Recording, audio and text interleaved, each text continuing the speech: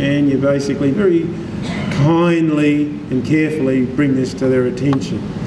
Number 20, collectively are the key papers persuasively, 1, recent enough, 2, written by research leaders in the field, and 3, published or publishable in leading journals. Now, some of these you might modify for the circumstances of the type of student you're looking at, but as a collection, to me, they are an important set of considerations that I'd be looking for from students. And if, for example, they give me a paper that is very old, I'm basically going to say to them, you're missing an opportunity here. The risk is that old paper they've identified is basically out of date. It's redundant and would then be potentially a source of a flaw in any research that they would do. And the bottom one there on this slide, number 21, is again coming back to this connectivity.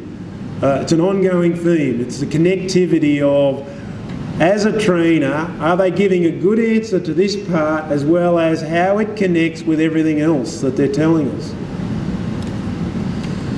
So what about the motivation and puzzle? Here's a few things as trainers that I suggest you think about. And the top one there is the connectivity thing. So does what is being said and painted as a broad and big picture motivation for the work, does that really connect with everything that they've talked about thus far in the pitch? So the next one is number 23. So is the motivation sound and academically persuasive? So you as trainers need to make a call on that. Is there a real puzzle identified? And it's quite interesting. A lot of students see in the materials, it's a motivation or a puzzle. So I better use the word puzzle, and I'm just going to describe anything that I do as solving a puzzle. And I understand and sympathise with students that do that, but they miss an important point here, that some papers do really have a puzzle that is a good motivation for going down that path of research. And a good example of a puzzle is where we look out into the real world and we see certain activity and practices, and then we look to the textbooks and the journals and they tell us the theory. So we have practice and theory which should match. But a puzzle often presents itself where what we observe and what the leading scholars tell us of theory, they clash.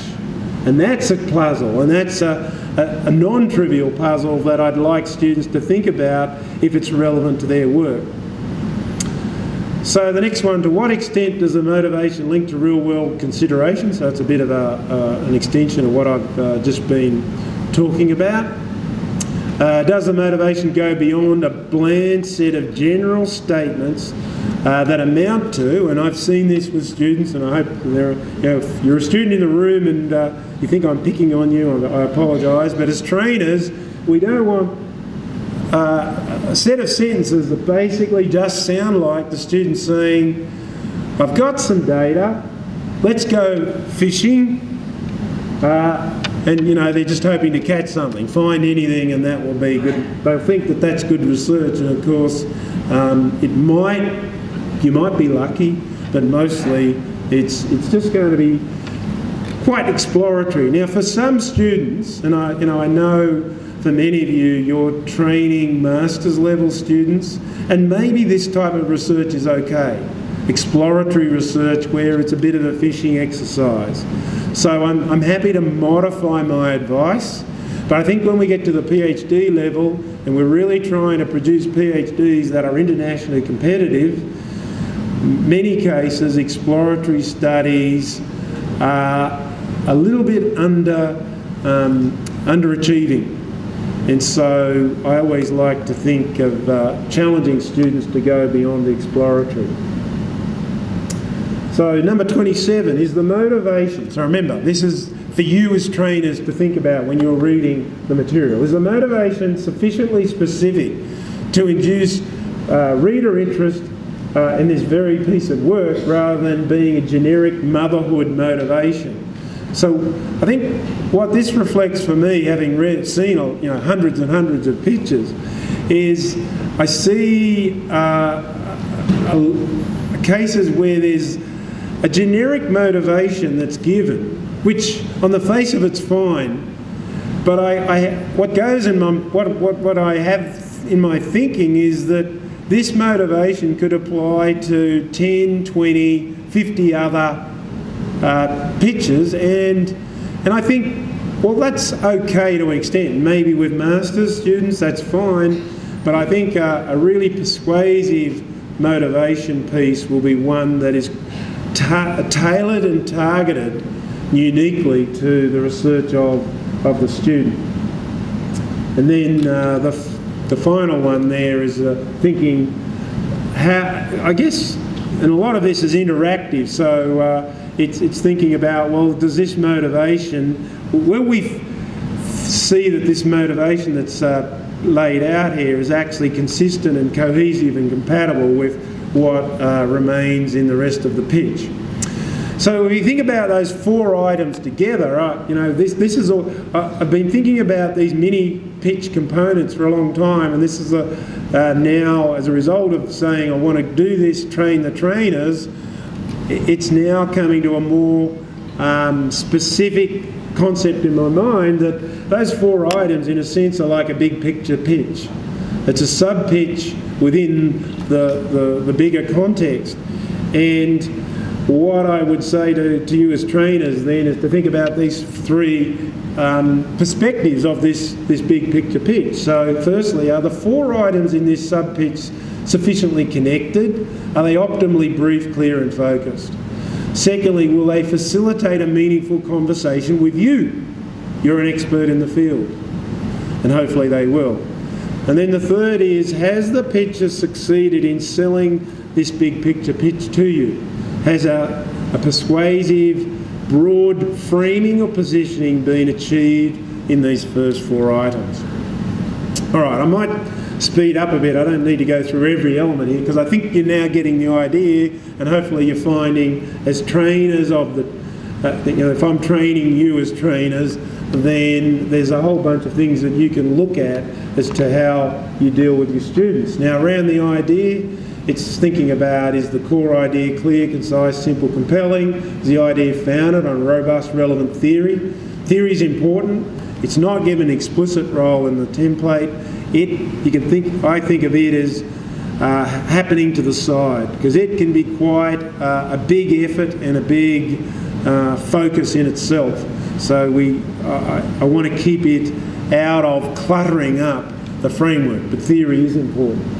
Does the idea have too many moving parts? So again, I'm worried about when the student tells me specifically what their paper or their proposed paper is, they want to overcomplicate it. There's a whole bunch of other things there. Is there theoretical tension? Is there any aspect of the idea that raises a big red flag for you as the trainer? Like a deal breaker, and you just think, this is not feasible. And the final point on this slide is again around that connectivity theme. Data, a whole bunch of things I can tell you to think about there. So the proposed data fit for the purpose? Are all aspects of the data sampling decisions sensible, realistic, insightful, reflective of research design trade-offs? Does the data sampling design mimic the gold standard for academic research in your field? So as a trainer, you should have a good view on what that might be. And there's a whole bunch of other things here for you to think about. And in fact, I think with this one, there were quite a lot of things that came to mind for me. So the first one on the top of this slide, if hand-collected data are planned, are there any feasibility concerns? Number 46, what data quality assurance can be given if we're in that situation? Tools, are the proposed tools fit for purpose? I think that's a good thing for the trainer to think about. So the student says, I'm going to do this, this and this, or the tools I'm going to use are these. Are they identifying the right tools for the job? So there's a whole bunch of things there for you to think about, and there's a deal breaker one there as well. So that's a package of three. They're the basic building blocks, the idea, the data and the tools. Now as trainers we can have a view of those individually. We should also have a view of them collectively, because there is a chance that individually the students say some quite reasonable and clear things, but they're actually not working together. So here are three perspectives around what I call the basic building blocks sub-pitch. So like the previous one, are the three items in this sub-pitch sufficiently connected, optimally brief, clear and focused? Will they facilitate a meaningful conversation with you? You're the expert in the field. And has the picture succeeded in selling this basic, and now I give it a different but I think quite reflective title. This pitch is really the basic what/how. It's mainly how pitch for their research. So we then get to, so we've done the 4-piece, the 3-piece, now we're at the 2-piece. This is the two key questions. So what's new? So what I suggest as trainers you think about when you're reading what students say here. So is the novelty in the idea, the data or the tools? Now other things equal, I think a stronger pitch and a stronger potential piece of research will have its main novelty in the idea. And you could think about rating each of the novelty dimensions. So, you know, with the idea, if there's novelty, is it weak through to the strongest? Is similarly for the data, similarly for the tools. And here we start to get some more green stuff. These were thoughts that I had as I was working these slides up over the last few days. Number 63.